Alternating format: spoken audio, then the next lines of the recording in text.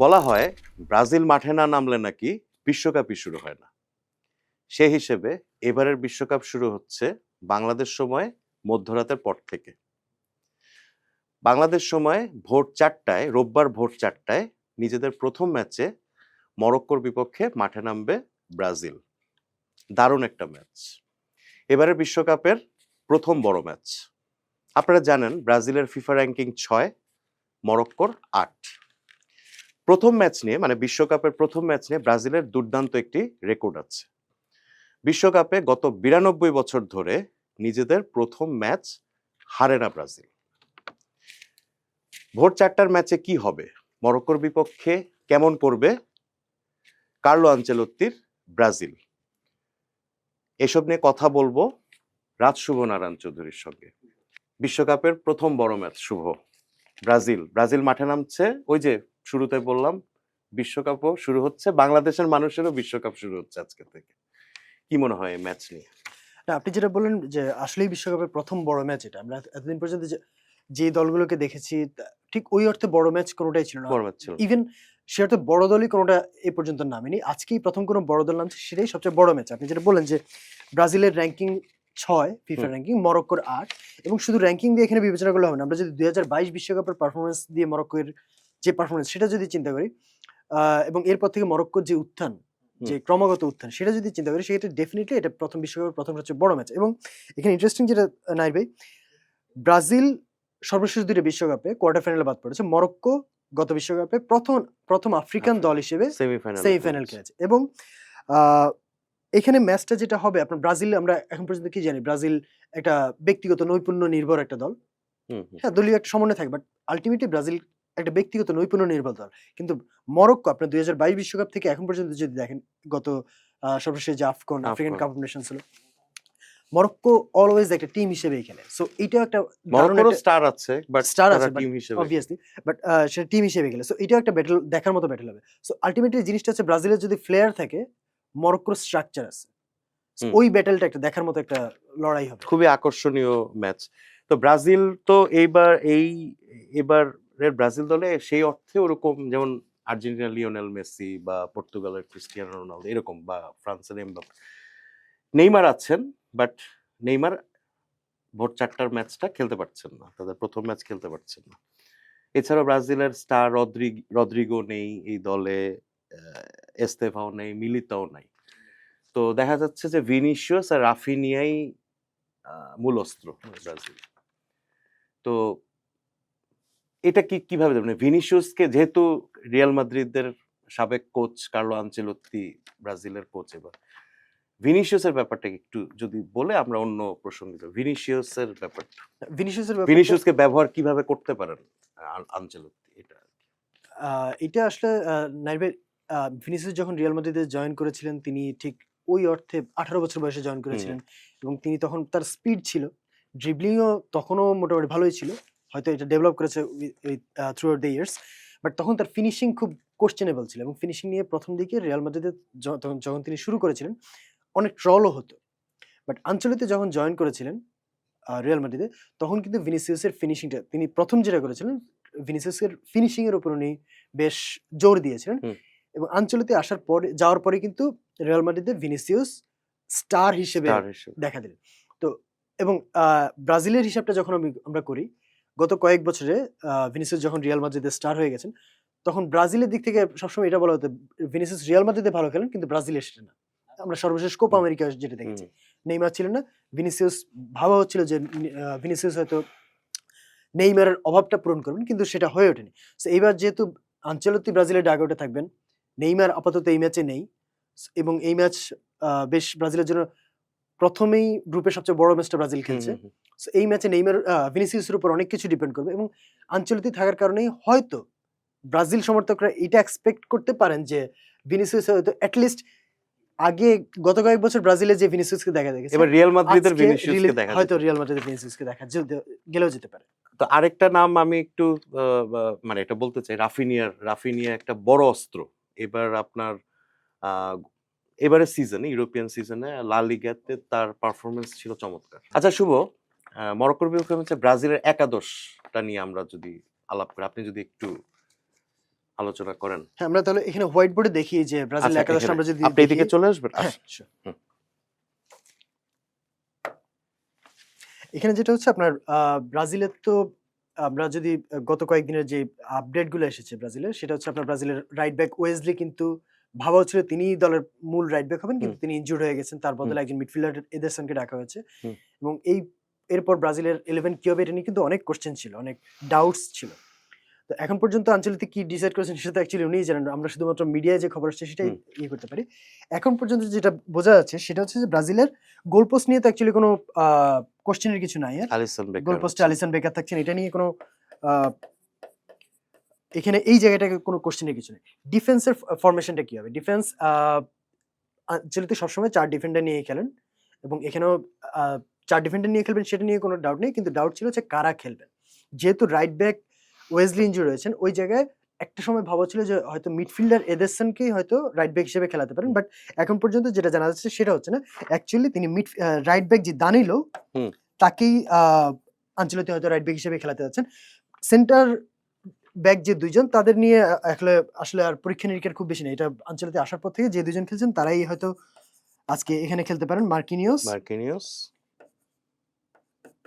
আর হচ্ছেন গাব্রিয়েল।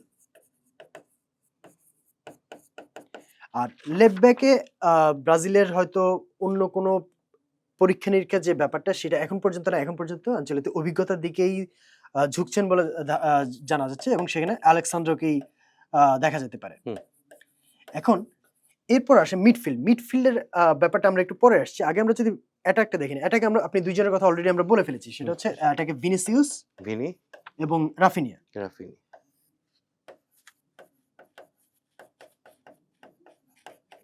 আচ্ছা। এরপর এই 2 জনের জায়গায় যেহেতু পাকা, এরপর হচ্ছে আপনার এখানে বাকি মাঝখানে কারা, কারা থাকবেন।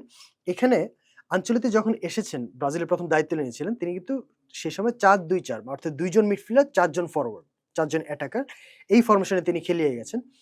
এবং তখন তিনি বলেছিলেন যে ব্রাজিলের যেই অ্যাভেইলেবল যে ট্যালেন্ট আছে তাতে এই ফরমেশনটাই ব্রাজিলের জন্য সবচেয়ে ভালো, সুইটেবল। কিন্তু বিশ্বকাপ যত ঘনিয়ে আসছে তত আমরা দেখতে পাচ্ছি যে স্পেশালি বিশ্বকাপের আগে যে প্রস্তুতি ম্যাচগুলো ব্রাজিল খেলেছে সেখানে আমরা দেখেছি আঞ্চলিক ওই জায়গাটা থেকে একটু সরে এসেছেন। হতে পারে উনি নেইমারকে নিয়ে সামনে, নেইমার এই ম্যাচে না থাকলেও বিশ্বকাপে কোনো না কোনো পর্যায়ে খেলবেন, নেইমারকে কিভাবে খেলাবেন, তখন দলের অবস্থা কি হবে সেটা বিবেচনা করে, অথবা বিশ্বকাপে যেহেতু আপনার স্ট্রঙ্গার অপোনেন্ট এলে আপনি কিভাবে খেলবেন সেই সবকিছু বিবেচনা করে উনি 4-2-4 থেকে 4-3-3 দলটাকে সাজিয়ে নিয়েছেন। এবং সেক্ষেত্রে 4-3-3 আপনার এখানে সেন্ট্রাল ডিফেন্সিভ মিডফিল্ডে কাসেমিরোর জায়গা নিয়ে খুব বেশি সন্দেহ নেই। এর পাশে ব্রুনো গিমারেসও খেলবেন, এটা ধরে নিতেই পারেন। এবং অ্যাকচুয়ালি আঞ্চলিক যখন 4-2-4 খেলছেন তখন 2 মিডফিল্ডার হিসেবে এরা 2 জনেই খেলেছেন। কিন্তু এখন যখন 4-3-3 খেলবেন তখন এদের পাশে আরেকজন মিডফিল্ডার কে থাকবেন? এটা হচ্ছে কোশ্চেনটা। এবং এই জায়গাটাতে 2 জন মিডফিল্ডারকে নিয়ে খুব বেশি আলোচনা হচ্ছিল। একজন হচ্ছেন পাকেতা, আরেকজন হচ্ছেন মিডফিল্ডার দানিলো যিনি ছিলেন। 2 জন কিন্তু প্র্যাকটিস ম্যাচে 2 জনকেই আঞ্চলিকে ট্রাই করেছেন। বাট এদের 2 জনের মধ্যে পাকেতার যে পারফরম্যান্স সেটা একটু তুলনামূলকভাবে বেটার ছিল। এবং এট দ্য সেম টাইম যেহেতু আপনার নেইমার নেই, মিডফিল্ডে একটা ক্রিয়েটিভিটিরও দরকার হবে। সো ওই জায়গাটাতে পাকেতাকেই ধরে নেওয়া হচ্ছে যে পাকেতাই এখানে জায়গাটা নিতে যাচ্ছেন সবকিছু মিলিয়ে। এরপর আপনার থাকছে শুধু ফরওয়ার্ডের একটা জায়গা। ফরওয়ার্ডে এখন পর্যন্ত আমরা এর আগেও একবার আলোচনায় আমরা বলেছি যে ব্রাজিলে অ্যাকচুয়ালি এখন সেই অর্থে যেহেতু নাম্বার 9 নাই, রোনালদো, রোমারিওর ধরনের নাম্বার 9 নাই, ঠিক বক্সে প্রেজেন্স রাখার মতো। বাট যা আছে তাই নিয়ে তো কাজ চালাতে হবে। এই জায়গাটাতে ব্রাজিলে এখন পর্যন্ত সবচেয়ে বেস্ট অপশন হচ্ছে মাতেউস কুনিয়া। সো এটাই হতে পারে 4-3-3 ফরমেশনে যে দানিলো, মার্কিনিওস, গাব্রিয়েল, আলেক্সান্দ্রো, মিডফিল্ডে কাসেমিরো, পাকেতা, ব্রুনো গিমেরেস, আর ফরওয়ার্ড লাইনে রাফিনিয়া, কুনিয়া এবং ভিনিসিয়াস জুনিয়র। এটাই হতে পারে ব্রাজিলের আজকের ফরমেশন আর কি। মরক্কোরটা যদি একটু মরক্কোর দিকটা যদি আমরা যদি দেখি, ওই দিক থেকে আমরা যদি মরক্কোকে দেখি, সেক্ষেত্রে মরক্কোর কিন্তু আপনার গত বিশ্বকাপের যেই স্কোয়াডটা ছিল ওইটা থেকে কিছু, কিছু জায়গায় একটু চেঞ্জ এসেছে। অনেকটাই কাছাকাছি আছে, কিছু, কিছু জায়গায় একটু চেঞ্জ এসেছে। গোলকিপার পজিশনে মরক্কোর ইয়াসিন বুনুর জায়গায় আসলে এখন পর্যন্ত কোনো বিকল্প এখনো আসেনি। রাইট ব্যাকে আশরাফ হাকিমি, তারও কোনো বিকল্প নেই এবং অ্যাকচুয়ালি এই মুহূর্তে ওয়ার্ল্ডের one of the best right backs Ashraf Hakimi, তো তার জায়গায় আসলে নেওয়ার মতো কোনো জায়গা নেই। ডিফেন্সে একটু চেঞ্জ এসেছে এবং ডিফেন্সে মরক্কোর একটা যে নায়েফ এগার্ড, উনি ইনজুরির কারণে বিশ্বকাপ থেকে বলতে গেলে ছিটকে গেছেন। সো তিনি থাকলে হয়তো তিনিই খেলতেন। যেহেতু তিনি নেই, এই জায়গায় মরক্কোকে একটু চেঞ্জ আসতে হচ্ছে এবং সেটা আমরা যদি দেখি এখানে ২ জন মিডফিল্ডার ইসা দিওপ এবং শাদি রিয়াদ, এই ২ জন হয়তো খেলবেন। আর লেফট ব্যাকে ঠিক মরক্কোর অ্যাকচুয়ালি আমরা লেফট ব্যাক সাধারণত কি চিন্তা করি যে বাম পায়ে খেলতে স্বচ্ছন্দ এমন কোন লেফট ব্যাকের সাধারণত খেলেন। কিন্তু মরক্কোর ওই ধরনের খুব ভালো লেফট ব্যাক নেই। সেই কারণে হয়তো রাইট ব্যাক যিনি খেলেন বেশিরভাগ জায়গায় নুসাইর মাজরাউই ম্যানচেস্টার ইউনাইটেডের রাইট ব্যাক হিসেবেই খেলেন। আ তাকে হয়তো তিনি আবার লেফট ব্যাকও খেলতে পারেন। তো সেই জায়গায় হয়তো মাজরাউইকেই আমরা লেফট ব্যাকে দেখতে যাচ্ছি। হুম। এখন এই জায়গাটাতে আপনার মরক্কোর ফরমেশনটা কি হবে? মরক্কো আমরা গত বিশ্বকাপে যেটা দেখেছি ৪-২-৩-১ ফরমেশনে খেলে। এবারও তাদের কোচ চেঞ্জ হলো, মরক্কো ৪-২-৩-১ ফরমেশনেই খেলছে। সো মরক্কো ৪ ডিফেন্ডার আমরা দেখলাম। মাত্র ৩ মাস আগে মরক্কোর কোচ হ্যাঁ, ৩ মাস আগে মরক্কোর কোচ চেঞ্জ হয়েছেন এবং ৪-২ বাট নতুন কোচ ৪-২-৩-১ ফরমেশনেই মূলত দলটাকে সাজান। সো ৪-২-৩-১ আমরা ৪ ডিফেন্ডার দেখলাম। এরপর যদি ২ মিডফিল্ডার ডাবল পিভট কারা খেলবেন সেটা যদি আমরা দেখি, এখানে একটু একটা জায়গায় একটু সন্দেহ আছে। গত বিশ্বকাপে মরক্কোর পারফরম্যান্সের পেছনে একটা বড় অবদান ছিল আপনার সুফিয়ান আমরাবাত। অসাধারণ খেলেছিলেন এবং সেন্ট্রাল ডিফেন্সিভ মিডফিল্ডার হিসেবে। এবার তাকে নিয়ে একটু তার পারফরম্যান্স বা ফর্ম নিয়ে একটু কোয়েশ্চেন আছে। তাকে মূল একাদশে রাখা হবে কি হবে না একটু কোয়েশ্চেন আছে। বাট আমার যেটা মনে হচ্ছে যে তার এক্সপেরিয়েন্স এবং দলের সাথে তার কম্বিনেশন মিলিয়ে আমরা হয়তো ৪-২-৩-১ তাকেই হয়তো এখন পর্যন্ত ধরে নিতে পারি। সুফিয়ান আমরাবাত ৪-২-৩-১ ডাবল পিভটের একজন হিসেবে। যদিও এখানে বুয়াদ্দিকে খেলানোর ব্যাপারে একটা কথা হচ্ছে, কিন্তু বুয়াদ্দি যেহেতু বয়স কম এবং বিশ্বকাপের মতো প্রথম ম্যাচে ব্রাজিলের মতো দলের এগেইনস্টে তাকে নামানোর সম্ভাবনা কম বলেই মনে হচ্ছে আমার। ২ মিডফিল্ড ডাবল পিভটে আমরাবাতের সাথে যিনি থাকতে পারেন সেখানে হচ্ছে আইনাউই। এল আনোই। এরপর হচ্ছে মরক্কোর আমরা ৩ অ্যাটাকিং মিডফিল্ডার যদি আমরা দেখি, এখানে ৩ অ্যাটাকিং মিডফিল্ডার ৪-২-৩-১ একটা ইন্টারেস্টিং জিনিস হচ্ছে এখানে ২ কোচের যে পার্থক্যটা আপনি দেখবেন, ওয়ালিদ রেগ্রাগি যখন কোচ ছিলেন তিনি ৪-২-৩-১ এখানেই আপনার উনাহি আজ্জেদিন উনাহিকে খেলাতেন। এই জায়গায় নতুন কোচ এসে আপনার উনাহিকে একটু আ অ্যাটাকিং পজিশনে খেলাচ্ছেন। আর এর ২ পাশে হচ্ছে মরক্কোর ২ জন স্টার। এখানে অবশ্য মরক্কোর আরেকটা ধাক্কা যেটা আমরা বলতে পারি, মরক্কোর আবদেল এজ্জালজুলি রিয়াল বেতিসে গেলেন, একসময় বার্সেলোনা একাডেমিতে ছিলেন। তিনি হয়তো রাইট উইং এ একটা ভালো বিকল্প হতে পারতেন। রাইট উইং এ অলরেডি তাদের একটা ভালো দারুণ প্লেয়ার আছে ব্রাহিম দিয়াজ রিয়াল মাদ্রিদের। কিন্তু ব্রাহিম দিয়াজের বদলি হিসেবে নামানোর জন্য বা অন্য কোনো জায়গায় খেলানোর জন্য এজ্জালজুলি একটা দারুণ অস্ত্র হতে পারতেন, কিন্তু তিনিও বিশ্বকাপে সম্ভবত আর খেলতে পারছেন না। তো বাট দিয়াজের জায়গাটা পাকা। এখানে আরেকটা মিডফিল্ডার খেলতে পারেন এল খান্নুস, যিনি মানে তাকে নিয়ে অলরেডি ইউরোপের বড় অনেক দল ইন্টারেস্ট দেখাচ্ছে এল খান্নুসকে নিয়ে। তো এই ২ জন হতে পারেন মরক্কোর অ্যাটাকের ক্ষেত্রে একটা বড় অস্ত্র হতে পারেন এই ২ জন। আর ফরওয়ার্ড লাইনে এখানে অবশ্য একটু কোয়েশ্চেন আছে। এল খান্নুসের জায়গায় অনেকে হয়তো বলছেন যে সুফিয়ান রাহিমি হয়তো খেলতে পারেন এই জায়গায়। আর ফরওয়ার্ড লাইনে কে খেলবেন সেখানে যদি সুফিয়ান রাহিমি এখানে খেলেন সেক্ষেত্রে ফরওয়ার্ড লাইনে খেলতে পারেন এল সাইবেরি। আর যদি সুফিয়ান রাহিমি এখানে না খেলেন, যদি এখানে এল খান্নুসকে নামানো, সেক্ষেত্রে ফরওয়ার্ড লাইনে আমরা সুফিয়ান রাহিমিকেও দেখতে পারি অথবা সাইবেরিকেও দেখতে পারি। তো আমার যেটা মনে হচ্ছে হয়তো সাইবেরিকে নামানোর সম্ভাবনাটাই বেশি আরকি। তো ৪-২-৩-১ এটাই হতে পারে আপনার মরক্কোর 11। শুভ, চমৎকার বিশ্লেষণ। আপনার মতে আসলে আজকের ম্যাচটা কোন জায়গায় আপনার গতিপথ বদলাতে পারে বলে আপনি মনে করেন? এটা একটা ইন্টারেস্টিং জায়গা নাইর ভাই। সেটা হচ্ছে আপনি যদি এই পুরো ২ টা দল দেখেন, ২ টা জায়গায় আপনি ব্যাটলটাকে খুব বেশি আপনার চোখে পড়বে। ২ টা উইং। হুম। ব্রাজিলের ২ জন উইঙ্গার, ব্রাজিলের সবচেয়ে বড় ২ অস্ত্র। হুম। আমরা একটু আগে মরক্কোর ক্ষেত্রে বলছিলাম মরক্কো ভিনিসিয়াস আর রাফিনিয়া। মরক্কোর ক্ষেত্রে বলছিলাম মরক্কো দিয়াজ এবং ব্রাহিম দিয়াজ এবং এল খান্নুস হচ্ছেন তাদের বড় অস্ত্র। মরক্কোর ক্ষেত্রে বড় ব্যাপার হচ্ছে তাদের ২ উইং ব্যাক আশরাফ হাকিমি এবং নুসাইর মাজরাউই, এরা ২ জন হচ্ছে যখন দলটা অ্যাটাকে যায় এরা ২ জন উঠে যান। অথবা দলটার মরক্কোর খেলার স্টাইলটা হচ্ছে তারা একটু ডিপ ব্লকে খেলে যখন বল পেয়ে যায় তখন হঠাৎ করে খুব দ্রুত গতিতে উঠে যায়। সেক্ষেত্রেও এই ২ জন তাদের স্পেশালি হাকিমি তাদের একটা বড় অস্ত্র। এখন মরক্কো যখন উঠে যাবে তখন কিন্তু তার মানে হাকিমি উঠে যাচ্ছেন, মাজরাউই উঠে যাচ্ছেন। সেক্ষেত্রে এরা যখন উঠে যাচ্ছেন সেখানে যদি এখানে গিয়ে মরক্কো কোথাও বলটা লুজ করে, এই যে ব্রাজিলের হাফে গিয়ে কোথাও মরক্কো বলটা লুজ করলো, সেক্ষেত্রে তার মানে হচ্ছে এরা দুজন তখন উপরেই থাকবেন। সেক্ষেত্রে এই যে ভিনিসিয়াস এবং রাফিনিয়ার পেস, যেহেতু এই দুজন উঠে যাওয়াতে এখানে পিছনে একটা বড় জায়গা খালি হয়ে যাবে এরা দুজন উঠে যাওয়াতে, সেক্ষেত্রে ভিনিসিয়াস এবং রাফিনিয়ার পেসটা হয়ে যাবে একটা বড় অস্ত্র। এই জায়গাটাতে আপনি একটা ব্যাটল দেখতে পারেন। আরেকটা হচ্ছে আপনি ম্যাচটাতে এটা এক্সপেক্ট করতে পারেন যে যেহেতু দুই দলই গ্রুপের সবচেয়ে বড় দুই দল, মানে গ্রুপের এই ম্যাচটাতে হতে পারে যে গ্রুপের সেরা কারা হবে সেটা ডিসাইডেড হয়ে যেতে পারে আলটিমেটলি। এবং যেহেতু দুই দলই গ্রুপের সবচেয়ে বড় দুই দল, সেক্ষেত্রে আপনি শুরুতে হয়তো দুই দলকে একটু রয়েস হয়ে খেলতে দেখবেন। সেক্ষেত্রে হচ্ছে আপনার সেট পিসটা অনেক বেশি গুরুত্বপূর্ণ হয়ে যাবে। এবং সেট পিসে কিন্তু আপনার এখানে যদি দেখেন দিওপ বা তাদের সাইবারি বা আরেকজন যে রাহিমির কথা বললাম, এরা সেট পিসে একটা বড় অস্ত্র। অন্যদিকে গাব্রিয়েল আর্সেনালে এই সিজনে আর্সেনালের ডিফেন্সের ক্ষেত্রে অ্যাটাকের ক্ষেত্রে আর্সেনাল কিন্তু এবার সেট পিসে অনেক গোল করেছে এবং তার একটা বড় অস্ত্র ছিলেন গাব্রিয়েল। সো সেট পিস একটা বড় ফ্যাক্টর হয়ে যেতে পারে। আরেকটা যেটা বললাম, আরেকটা হচ্ছে আপনার মিডফিল্ড।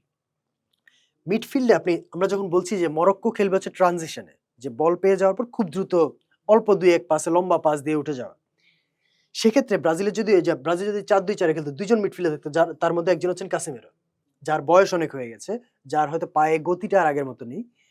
সেই জায়গায় হয়তো ব্রাজিলের জন্য একটা বড় দুশ্চিন্তার ব্যাপার ছিল। কিন্তু এখন যখন আপনার ব্রাজিল 4-3-3 ফরমেশনে খেলছে, সেই জায়গাটায় মানে ব্রাজিলের হয়তো একটা ডিফেন্সিভ কাভার আছে, বাট স্টিল কাসিমিরো যদি ধরেন হাকিমি বা দিয়াজ বা এলখান্নোস এদের কারোর সাথে ওয়ান অন ওয়ানে ব্যাটেলে পড়ে যান, যে কাসিমিরোর সাথে এরা কেউ একজন থ্রু অন গোল, তাদের সাথে দৌড়াচ্ছেন হচ্ছেন কাসিমিরো, সিচুয়েশন যদি এরকম হয়ে যায়, এইটা একটা ব্রাজিলের জন্য বড় উইকনেস হতে পারে। এটা শুধু এই ম্যাচে না, বিশ্বকাপের যে কোনো ম্যাচের জন্য ব্রাজিলের এই ডিফেন্সিভ মিডফিল্ডে কাসিমিরোর পজিশনটা ব্রাজিলের জন্য একটা উইকনেস হতে পারে। আরেকটা জিনিস যেটা দেখবেন সেটা হচ্ছে, এটা আমরা মরক্কোর ক্ষেত্রে গত বিশ্বকাপেও দেখেছি, এই বিশ্বকাপে হয়তো সেটাই দেখতে পাবো, সেটা হচ্ছে মরক্কোর ডিফেন্স লাইন এই চারজন এবং মিডফিল্ডের যে লাইনটা, এরা যখন অপোনেন্টের পায়ে বল থাকে তখন কিন্তু এরা সবাই কিন্তু নিচে নেমে আসে, এবং তখন এই যে দুইটা লাইন এটার মধ্যে গ্যাপটা খুব কম থাকে, আপনার খুবই মানে 10-15 গজের মতো একটা গ্যাপ থাকে। এই জায়গাটাতে যেহেতু ব্রাজিলের নেইমার নেই, আপনার যখন ডিফেন্স লাইন এবং ফরওয়ার্ড লাইনের মধ্যে মিডফিল্ড লাইনের মধ্যে গ্যাপটা খুব কম, নেইমারের মতো একজন প্লেয়ার এই পকেটটাতে খুব গুরুত্বপূর্ণ হয়ে যেতেন। যেহেতু ব্রাজিলের নেইমার নেই, সেক্ষেত্রে ভিনিসিয়াস এবং রাফিনা এই দঙ্গল, যেটা এই যে প্লেয়ারদের একটা দঙ্গল তৈরি হয়ে যাবে, এই দঙ্গলের ভিতরে কতটুকু ব্রাজিল বল পায়ে রাখা অবস্থা কতটুকু তারা কাজে আসেন, সেটা একটা দেখার মতো ব্যাপার। তো এই জিনিসগুলো হয়তো ম্যাচের গতিপথ ঠিক করে দেবে, যে কারা জিতবে কারা বা কি ড্র হবে নাকি। শুভ, এর আগে ব্রাজিল একবারই মরক্কোর বিপক্ষে বিশ্বকাপে খেলেছে, সেটা 1998 সালে। সেই বেবেতো, রবার্তো কার্লোস, কাফুদের, রোনালদো নাজারিওদের ব্রাজিল, সেটা 3-0 গোলে জিতেছিল। মরক্কো গত ইভেন 2023 সালে বোধহয় ব্রাজিলকে একটা আন্তর্জাতিক প্রীতি ম্যাচে হারিয়েছিল। মরক্কো গতবারের সেমিফাইনালিস্ট, ব্রাজিল সেমিফাইনালের শেষ খেলেছে 2014 সালে। ইনফ্যাক্ট 2002 এর পর থেকে একবারই তারা কোয়ার্টার ফাইনালের গন্ডি পার হয়েছিল। মরক্কো দলটা এখন কি বর্তমান অবস্থাটা কি মরক্কো দলের? তারা গতবার সেমিফাইনালিস্ট হিসেবে এবার ব্রাজিলের মুখোমুখি হবে। ইন্টারেস্টিং যেটা নাইর ভাই, সেটা হচ্ছে আপনি একটু আগে বলছিলেন যে মরক্কো 3 মাস আগে কোচ চেঞ্জ করেছে, বিশ্বকাপের ঠিক 3 মাস আগে ওয়ালিদ রেগ্রাগি ছিলেন, তার জায়গায় ওয়াহাবি আসছেন। এবং এখানে একটা অ্যানেকডোট হচ্ছে, 2022 বিশ্বকাপেরও কিন্তু ঠিক 3 মাস আগেই মরক্কো কোচ চেঞ্জ করেছিল। হ্যাঁ, হালিল আজিজ ছিলেন, তখন তার জায়গায় এসেছিলেন রেগ্রাগি। তো এটা একটা হতে পারে যে মরক্কো কি তাহলে সাকসেস পাওয়ার জন্য 3 মাস আগে কোচ চেঞ্জ করে কিনা বলতে পারেন, সেটা না। বাট আপনার যেটা হচ্ছে আপনার মরক্কো কিন্তু আপনি গত বিশ্বকাপে সেমিফাইনাল খেলেছে এবং সেখানে স্পেনকে হারিয়েছে, পর্তুগালকে হারিয়েছে। সো তাদের জায়ান্ট কিলার যে একটা পরিচিতি, সেটা তৈরি হয়ে গেছে। এবং ওইখানেই শেষ নয়, তারা কিন্তু সর্বশেষ যে আফ্রিকান কাপ অফ নেশনস, সেখানেও ফাইনাল খেলেছে, এবং সেটা হচ্ছে 2004 সালের পর এই প্রথম তারা আফ্রিকান নেশনস কাপের ফাইনালে খেলো। সেখানে যদি অনেক কন্ট্রোভার্সিয়াল সিচুয়েশনে তারা ম্যাচ হেরে গিয়েছিল, কিন্তু কন্ট্রোভার্সিয়াল ইয়েতে তাদেরকে পরে চ্যাম্পিয়ন ঘোষণা করলো। বাট যাই হোক, তারা যে ম্যাচটা হেরে গিয়েছিল, এটার কারণেই কিন্তু রেগ্রাগিকে তখন চাকরি ছাড়তে হলো। মানে রেগ্রাগির একটা প্রচন্ড সমালোচনা হলো যে তার হাতে মরক্কোর গোল্ডেন জেনারেশন আছে, কিন্তু তিনি এই দলটার প্রতিভাটাকে কাজে লাগাতে পারছেন না। এই সমালোচনার মধ্যে রেগ্রাগি দায়িত্ব ছেড়ে দিলেন। তারপর ওই যেটা বললাম, কন্ট্রোভার্সিয়াল সিচুয়েশনে তাদেরকে উইনার ঘোষণা করা হলো। রেগ্রাগির জায়গায় ওয়াহাবি এলেন। ওয়াহাবিকে তিনি ছিলেন ব্রাজিলের মরক্কোর আন্ডার 20 টিমের কোচ এবং আন্ডার-20 টিমকে নিয়ে তিনি 2025 আন্ডার-20 ওয়ার্ল্ড কাপে মরক্কোকে চ্যাম্পিয়ন করেছেন। শুধু চ্যাম্পিয়নের কারণে সেই পথে তিনি ফাইনালে হারিয়েছেন আর্জেন্টিনাকে এবং ফাইনালে ওঠার পথে ব্রাজিল এবং ফ্রান্সকে হারিয়েছে হুম। মরক্কো। সো ঠিক he is not a push over যে এলেন আর কোনো হঠাৎ মতে দায়িত্ব করে নেন হঠাৎ করে এসে যাওয়া করে এবং তার ক্ষেত্রে রেগ্রাগির সঙ্গে ওয়াহাবি যে জায়গায় পার্থক্য, রেগ্রাগির একটা ইয়ে ছিল যে মরক্কো খুব মানে কি বলবো লো ব্লকে খেলতো। আমরা যেটা গত বিশ্বকাপে দেখেছি যে নিজেদের ডি বক্সের আশেপাশে টেনে নিয়ে এসে একটা যেটা আমি বললাম যে একটা দঙ্গল তৈরি করে রাখতো ডিফেন্স লাইন এবং মিডফিল্ড লাইনে। তিনি একেবারে সেটা ছেড়ে দেননি। এখনো যখন অপোনেন্ট অ্যাটাক করে মরক্কো ঠিকই নিজেদের বক্সের সামনে একেবারে জায়গা একেবারে দেয় না, ভিড় করে রাখে, জায়গা দেয় না। বাট যখন মরক্কোর পায়ে বল থাকে, রেগ্রাগির সময় ছিল যে মরক্কো বল পায়ে রাখতেই চাইতো না, যেটা হতো যে খুব বেশি মরক্কো বল পায়ে পেলে লম্বা ক্রস বা খুব দ্রুত একটা পাস দিয়ে উঠে যাওয়া, বল পায়ে রাখতে পারলো না রাখতে পারলে আবার ডিফেন্সে নেমে যাওয়া। ওহাবির এই জায়গাটা একটু চেঞ্জ এনেছেন, সেটা হচ্ছে তিনি কিন্তু একটা আপনি হয়তো খেলায় আজকে দেখবেন যে ফ্লুইড একটা অ্যাটাক তিনি চেষ্টা করেন, যে বল যখন পায়ে আসছে তখনও যাতে মরক্কো কিছু একটা করার চেষ্টা করে এবং বল পায়ে রেখে খেলার চেষ্টা করে। ফ্লুইড একটা অ্যাটাক তিনি দলকে এটাকে খেলার চেষ্টা করেন। প্লাস ক্রিয়েটিভ যে প্লেয়ার আছেন ব্রাহিম দিয়াজ বা এজালজলি ছিলেন, এজালজলি তো এখন নেই, বা এল খান্নোস, এদেরকে তিনি একটা কিছু জায়গায় ফ্রিডম দিয়ে রাখেন যে বল মানে বারবার ট্র্যাক, বল না পায়ে যখন অপোনেন্টের পায়ে থাকবে তখন ট্র্যাক করবে ঠিক আছে, কিন্তু যখন বল পায়ে থাকবে তখন তাদেরকে কিছু জায়গায় ফ্রিডম দিয়ে রেখেছে। এই জায়গাটাতে হয়তো মরক্কোর খেলাটা গত বিশ্বকাপের চেয়েও আরেকটু দেখার জন্য হয়তো আরেকটু বেটার হবে। শুভ, আমরা খুব দুর্দান্ত একটা আলোচনা, অনেক কিছু জানলাম ম্যাচ নিয়ে, একটা প্রস্তুতি নিয়ে আমরা বসতে পারবো আপনার বিশ্লেষণের পর। ব্রাজিল দিয়ে অনুষ্ঠান শেষ করি। 24 বছর ব্রাজিল বিশ্বকাপ পায় না। 24 বছরের অপেক্ষা ছিল 70-এর পর 94, এবার আরেকটা 24 বছর। আমরা কিছুক্ষণ আগে একটা প্রসঙ্গক্রমে এসেছে যে 2002 সর্বশেষ চ্যাম্পিয়ন হওয়ার পর একবারই সেমিফাইনাল খেলেছে ব্রাজিল। কিছু বলেন, মানে এটা মানে ব্রাজিল সমর্থকদের জন্য এটা বেশ মানে কষ্টদায়ক একটা ব্যাপার ব্রাজিলের এই অবস্থা। ডেফিনেটলি আপনার 24 বছর ধরে ব্রাজিল, যে আমরা ব্রাজিলের অ্যানালিসিস ক্ষেত্রে সবসময় এটা বলা হয় যে অন্য দলগুলোর জন্য বিশ্বকাপে রানার্স আপ হওয়া হয়তো কষ্টের ব্যাপার, যে এত কাছে গিয়ে পারলাম। ব্রাজিলের ক্ষেত্রে হচ্ছে যে এটাও ব্যর্থতা, বিশ্বকাপ জিততে না পারাটাই ব্যর্থতা। সেই ব্রাজিল 2002 সালের পর এখন পর্যন্ত 24 বছর হয়েছে বিশ্বকাপ জিতেনি। এবং শুধু তাই না, আপনার 94 কথা বললেন, ওই সময়ের মতো এবারও একই জিনিস, যে সর্বশেষ যে 5টা বিশ্বকাপ খেলেছে তার মধ্যে 4বারই ব্রাজিল কোয়ার্টার ফাইনালে বাদ পড়েছে, একবার সেমিফাইনালে গেছে, সেটার অর্থ ব্রাজিল সমর্থকরা ভুলে যেতে পারলেই বাঁচে, ওই 7-1। সো এই জায়গাটা থেকে এইবার সেই কারণে কিন্তু ব্রাজিলের যে প্রিপারেশন ঘিরে একটা গ্লুমি একটা এনভায়রনমেন্ট কাজ করছে, একটা হতাশার একটা ব্যাপার আছে। আলটিমেটলি আঞ্চলিকতা আসার কারণে কিন্তু সেই জায়গা থেকে একটু বেরোতে পেরেছে, যে এই ধরনের একটা কথা তো আলিসন বেকার বলেছেন। হ্যাঁ, এবং ইন্টারেস্টিং হচ্ছে এটার সাথেই কিন্তু আবার ওই 94 তুলনা আনা আছে, যে 94 আগেও কিন্তু এরকম একটা গ্লুমি এনভায়রনমেন্ট ছিল। আলিসন বেকার সেটাই বলেছেন যে 94 বা 2002, ইভেন 2002 এর আগে ব্রাজিল কোয়ালিফায়ারে ভালো করেনি, সবকিছু মিলিয়ে একটা ইয়ে ছিল। তো আলিসন বেকার এটাই বলেছেন যে এরকম ইয়ে থাকা তো আমাদের জন্য, হিস্ট্রি বলে যে এটা আমাদের জন্য ভালো। তো দেখা যাক সেটা আলটিমেটলি হয় কিনা। যদি হয় সেটা যদি হয়ে যায় সেটা ডিপেন্ড করবে আসলে আঞ্চলিক কতটুকু কি ভালো করতে পারেন। যদি ওটা বলাই হয়েছে ব্রাজিল যদি এবার বিশ্বকাপ জেতে সেটা আঞ্চলিকের কারণে জিতবে। প্লাস মাঠে হচ্ছে নেইমার যদি ফিরতে পারেন, কবে ফিরবেন সেটা দেখার ব্যাপার। ফিরলে তিনি কতটা ভালোভাবে ফিরতে পারেন সেটাও একটা দেখার ব্যাপার হবে। এটা একটা ব্যাপার, নেইমার কেমন খেলেন। আরেকটা হচ্ছে ভিনিসিয়াস। আমরা একটু আগে ভিনিসিয়াসকে নিয়ে কথা বললাম। নেইমার খেলতে পারুন বা না পারুন, না পারলে তো ভিনিসিয়াসের ইম্পর্টেন্স আরো বাড়বে। নেইমার খেলতে পারলেও ব্রাজিলের ভিনিসিয়াসকে ভালো করতে হবে ব্রাজিল যদি বিশ্বকাপ জিততে হয়। দর্শক, আমরা একটা প্রাণবন্ত বিশ্লেষণ আলোচনা শুনলাম আজকের রোববার ভোরের ম্যাচ নিয়ে। এখন খেলা দেখার পালা। মাঠে ব্রাজিল কেমন করে সেটা আমরা দেখার জন্য অধীর আগ্রহে বসবো। এই ধরনের বিশ্লেষণ নিয়ে আমরা চর্চায় হাজির হব প্রতি ম্যাচেই। আপনারা আমাদের সঙ্গে থাকবেন। ধন্যবাদ।